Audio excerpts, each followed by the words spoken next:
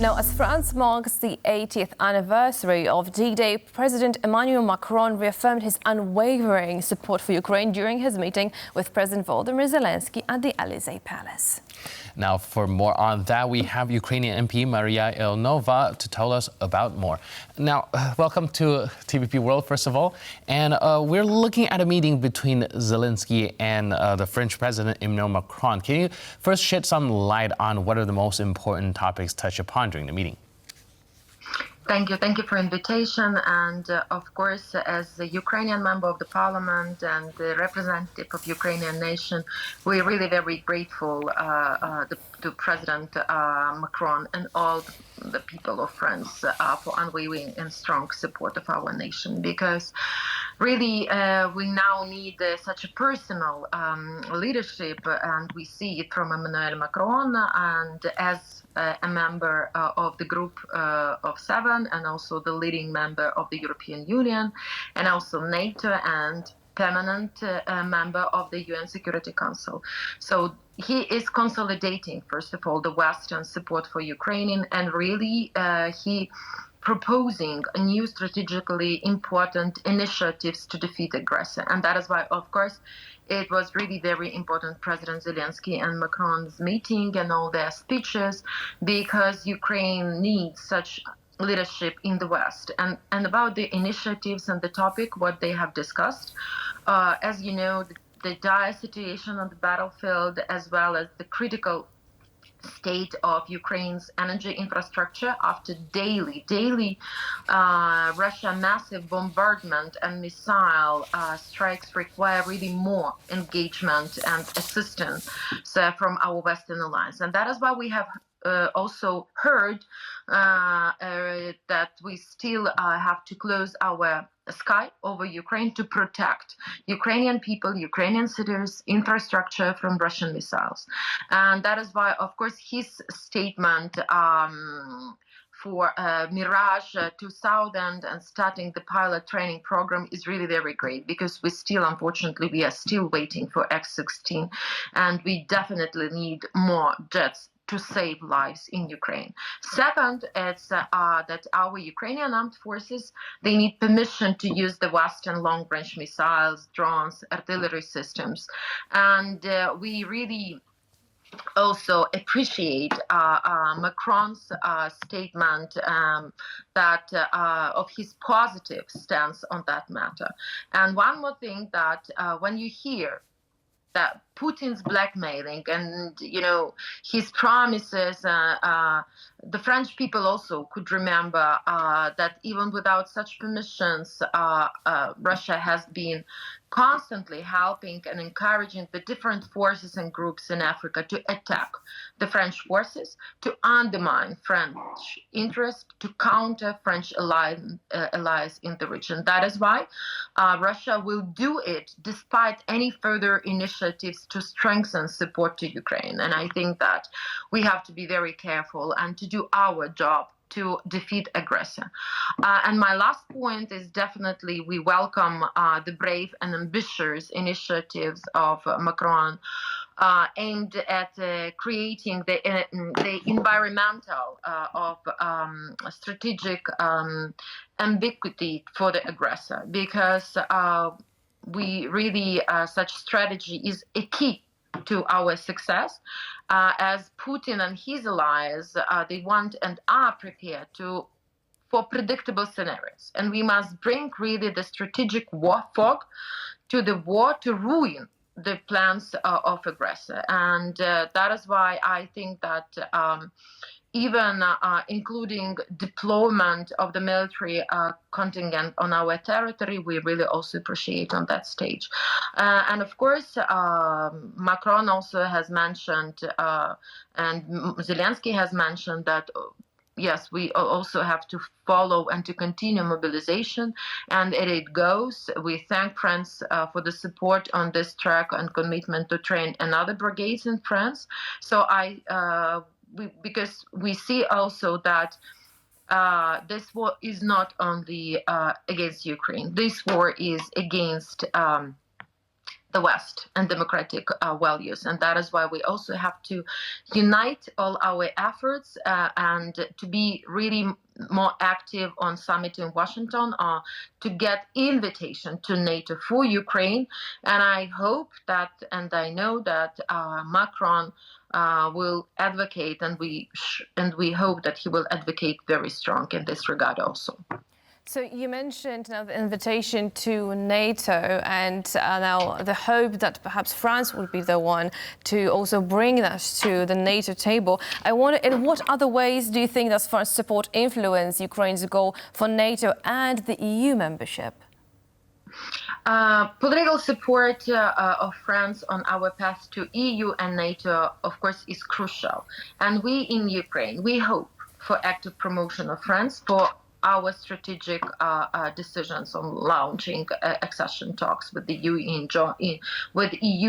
in June, and of course inviting Ukraine to accede to NATO treaty on the summit in Washington. And of course we also hope that Macron and France will advocate in USA with our American friends, and also of course in Germany, because it's also we have to be more more powerful and to strengthen sanctions against Russia.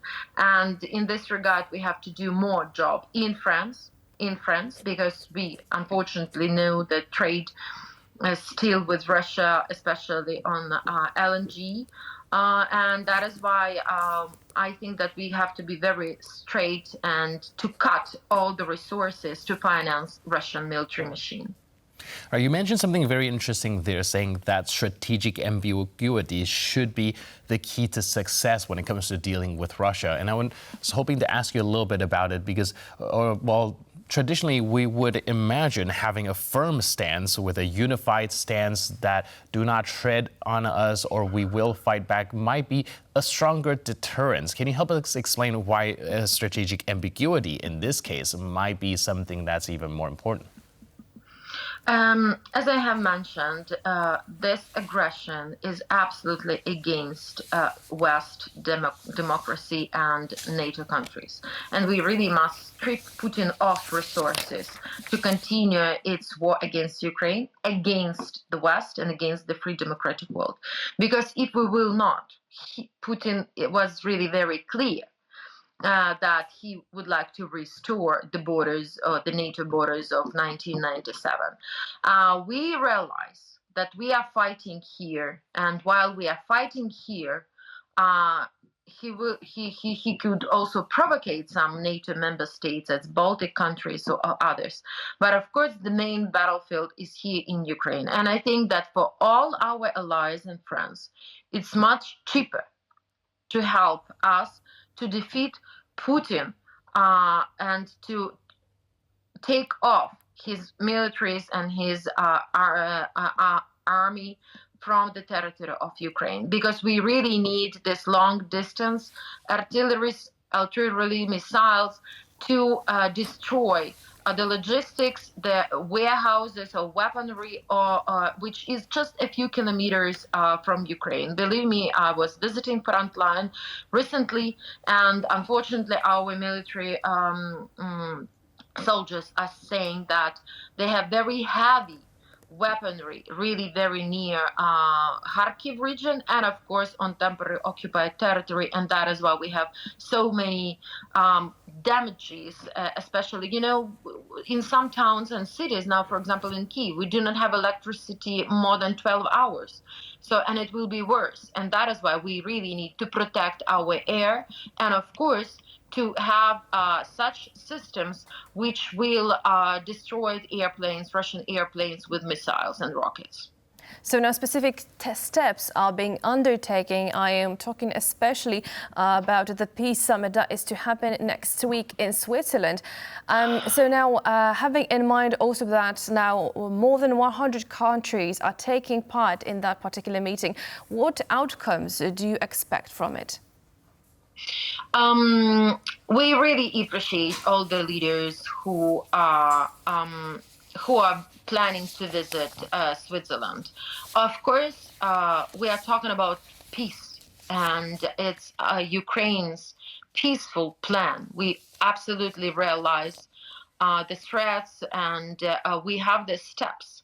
But if the whole world will not realize that, unfortunately, first we have to have weaponry and then we will have peace, we really expecting and would like to see China on the table, India, Brasilia, global South, but we also realize how Russia's influence in this, especially on global South territory. That is why we really need more with our European, American, Canadian friends, British friends to be more focused on global South, and of course on that countries who are still under Russia umbrella with some privileges in energy crisis and spheres.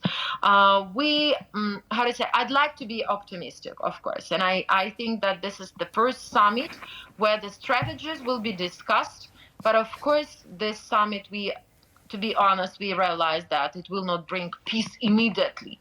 But of course, we hope that all the leaders, all the participants, we will have the strategy, and all together we will succeed for other aggressions, because now in the world is already more than 50 conflicts, aggressions. Just 10 years ago, there were 38. So we have to realize that if we will have such impunity, then we will have more aggressions in the global world. That is why altogether we have to stop. And especially we would like to restore, and to be more active in UN Security Council.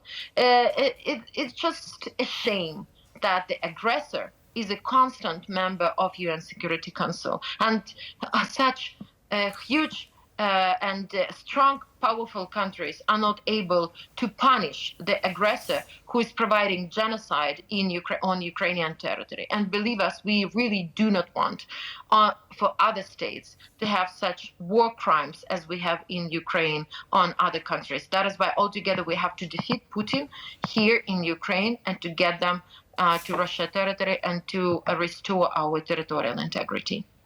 Right, like you mentioned, this might be a very hard task to tackle and a very hard endeavor, but we are taking the first step, hopefully, towards peace while gathering coalition and pushing the Western values. So thank you so much for being with us and shedding light on the situation. Ukrainian MP Mariia Ionova, thank you so much for being with us on TVP World.